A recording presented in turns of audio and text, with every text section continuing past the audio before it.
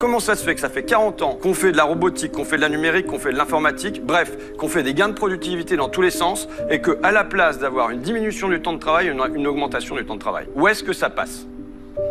Votre réponse? Eh bien, dans les années 80, les salariés travaillaient 1 semaine par an pour les actionnaires. Aujourd'hui, c'est 4 semaines.